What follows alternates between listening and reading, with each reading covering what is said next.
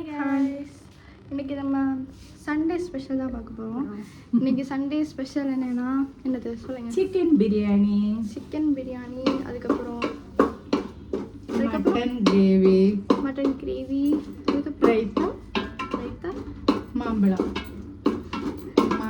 Sunday ஸ்பெஷலாக எல்லாமே அதுதான். உங்கள் வீட்டில் இருந்துன்னு சொல்லிட்டு நீங்கள் கமெண்ட் பண்ணுங்க.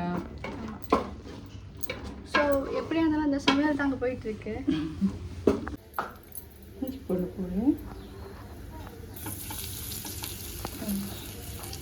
ஃபஸ்ட்டு கொஞ்சம் இஞ்சி பூண்டு பேஸ்ட்டு. ஃபஸ்ட்டு என்னெல்லாம் போட்டுச்சு,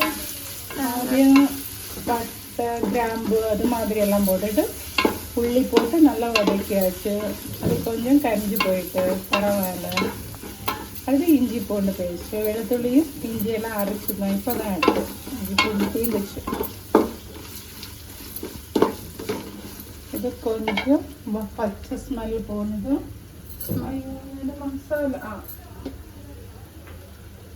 இது பிரியாணி மசாலா, மிளகு பொடி, மல்லிப்பொடி, மஞ்சள் பொடி, பாக்கி பிரியாணி மசாலையாக்கும் போட்டு நல்லா வதக்கணும். இது கொஞ்சம் பச்சை நாட்டம் முடிஞ்சதும் அந்த ஸ்மெல் முடிஞ்சதும் விட்டுதுங்க. ஆமாம், பச்சை நாட்டம் முடிஞ்சதுக்கப்புறம்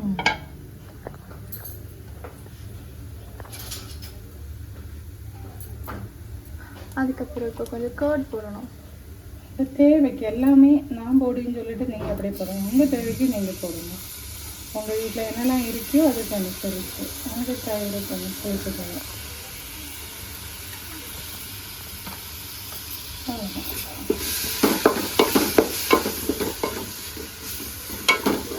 குக்கரில் பிரியாணி வைக்கல, இந்த பாத்திரத்தில் தான் வச்சுட்டேன்.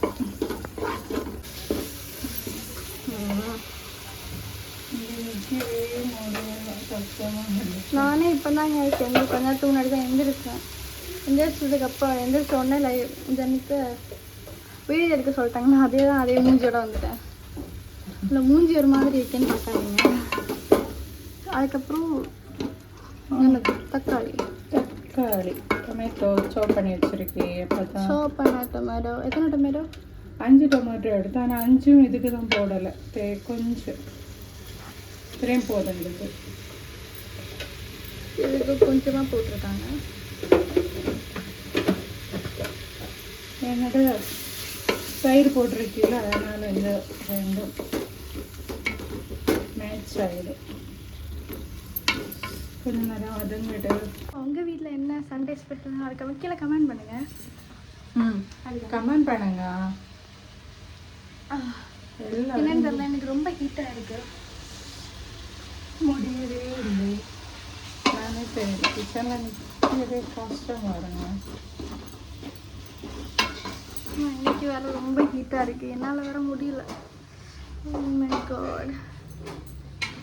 அப்புறம் வாஷ் பண்ணிட்டு சிக்கன் நீ அதை அப்படியே போட போட்டா தண்ணி காய்ஞ்சிட்டு தண்ணி அப்படியே வாஷ் பண்ணுவோம். அதுக்கப்புறம் தண்ணி காய்ஞ்சதுக்கப்புறம் சிக்கன்லாம் போட வேண்டியதான்.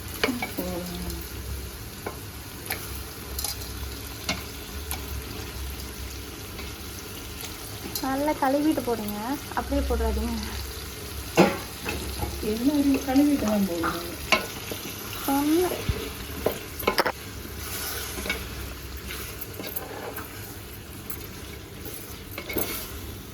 இல்லை, நான் நேரத்தை உப்பு போட்டிருக்கேன் உள்ளி வதக்கமாக. அதெல்லாம் கம்மியாகிட்டு தான் உப்பு போடிடுது.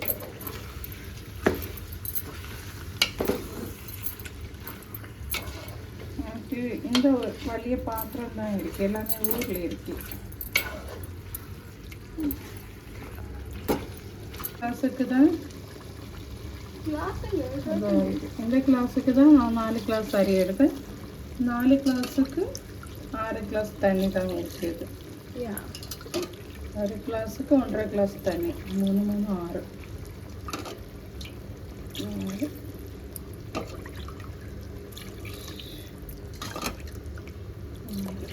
கொஞ்சம் கூட லைட்டாக ஊற்றுங்க. ஐஸ்கிரீம் சாப்பிட்டா ரொம்ப நல்லா இருக்கு, வேண்டாம் சாப்பிட்டுட்டு இருக்கேன். வேணுமா? கடைசியாக உப்பும் காரம் உங்கள் தேவையாக்குவேன்.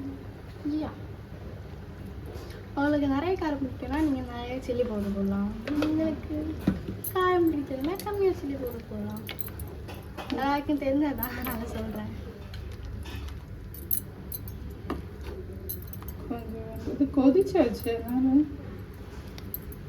அதுக்கப்புறம் இந்த பாஸ்மதி பண்ணி வச்சிருக்கிற அரிசி அதில் போட்டால் போதும். மறக்காம டேஸ்ட் பார்த்துருங்க.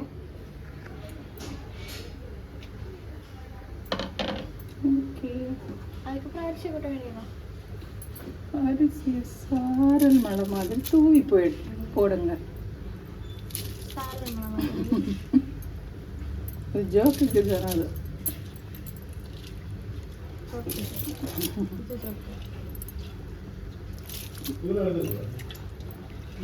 എടുത്ത് ഇതിനകത്ത് ഫ്രഷ് ആയിട്ട് വാങ്ങിച്ച ആകത്തില്ല. நெய்யெல்லாம் லாஸ்ட்ல ஃபஸ்ட்டு கொதிச்சு இது பிரியாணி ஆகட்டும், அதுக்கப்புறம் நெய் போடுங்க.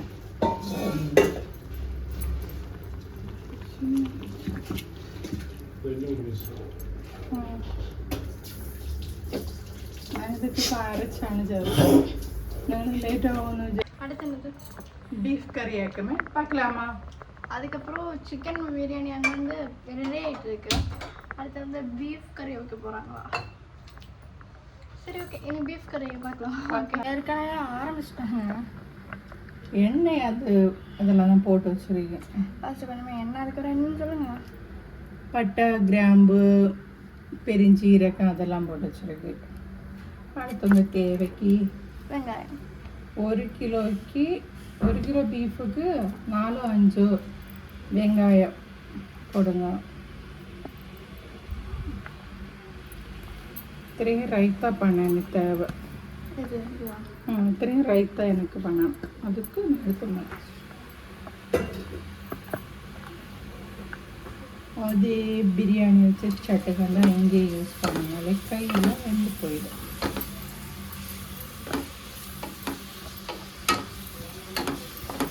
அடுத்து உள்ளி வதங்கிட்டு அடுத்தது பார்க்கலாம்.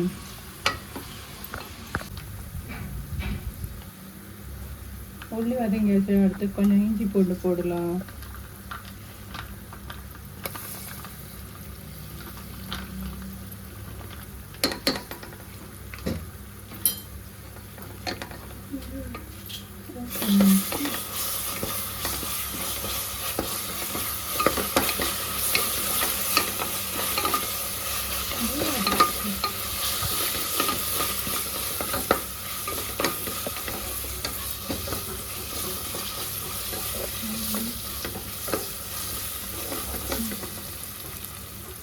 மசாலா போடலாம். மிளகு பொடி, மல்லிப்பொடி, மஞ்சள், மட்டன் மசாலா,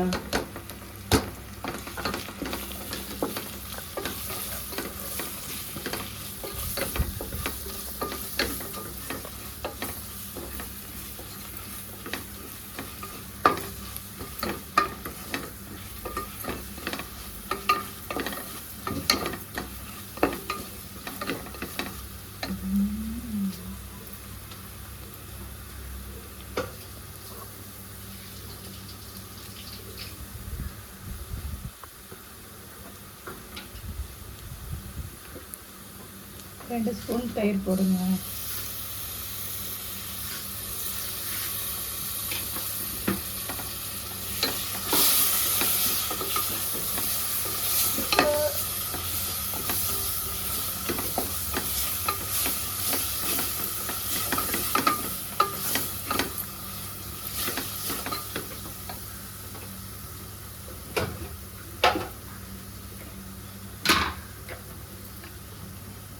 தக்காளி போடுங்க.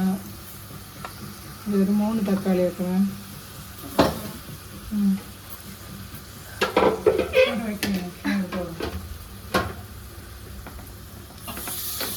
கொஞ்சம் வதங்கட்டு. மிக்ஸ் பண்ணி உருளைக்கிழங்கு 2-3 கத்திரிக்காய். எனக்கு தெரியாது, பீஃப் கறி சாப்பிட மாட்டோம். ஹஸ்பண்டுக்கு இதெல்லாம் ரொம்ப பிடிக்கும். அதனால நான் இது போடுவேன்.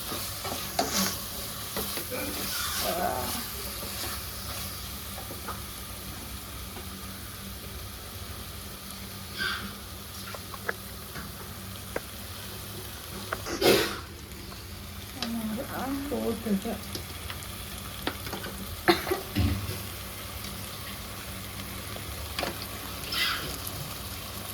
பாத்திரத்தை கொட்ட வேண்டியதானே? கையில் போடு.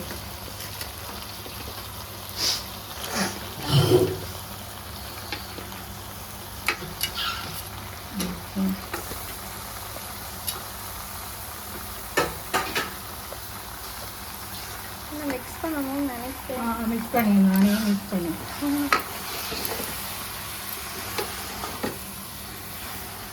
கம்மி பண்ணிட்டு கேஸ் உடனே ஊற்றி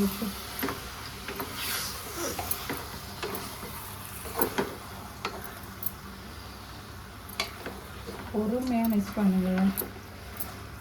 ஏன் இந்த சூட்டில் அவங்க டென்ஷன் போதுமா?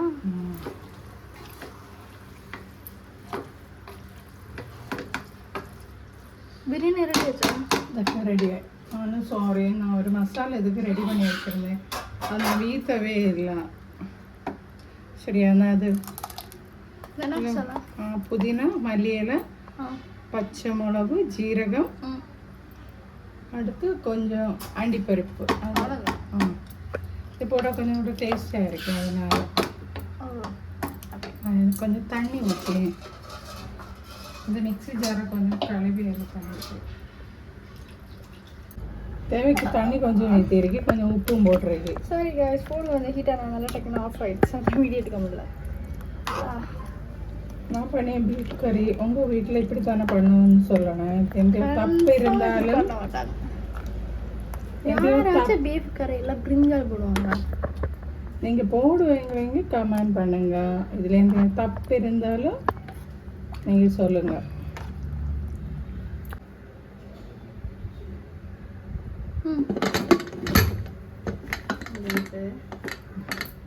ரெடி ஆயிடுச்சு, பார்க்கலாமா?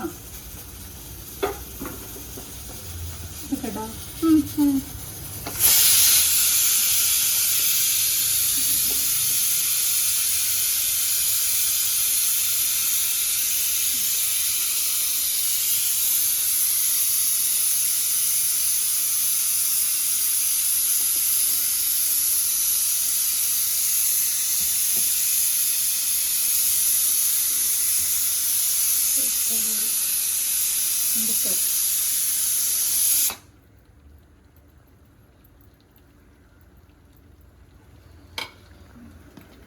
ஓகே, அவ்வளோதான். இப்போ டேஸ்டிங் டைம். ஹீட்டாக இருக்கு. நல்ல சூடு.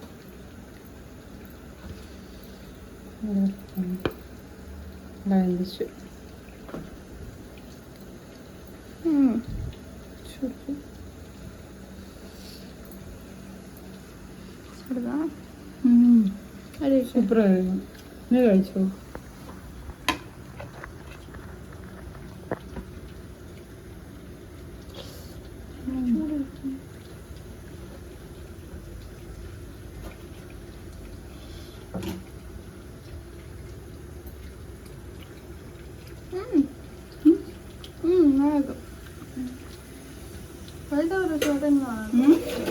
ரைத்தா கூட சாப்பிட்டா நல்லா இருக்கும்.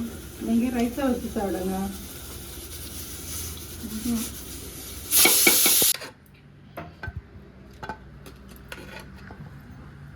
என்னன்னு சொல்லுங்க. இது மரிச்சினி கிழங்கு. எங்கள் ஊரில் மரிச்சினி, இங்கே கிழங்கு. போதும். அடுத்தது பீஃப் கறி. உருளைக்கிழங்கு வேண்டாம். எத்தனை விசில் வச்சிருச்சு? 12 விசில் போடு. அடி கொஞ்சம் மழை சாரல் போல் கொஞ்சம் கறி ஊற்றுங்க.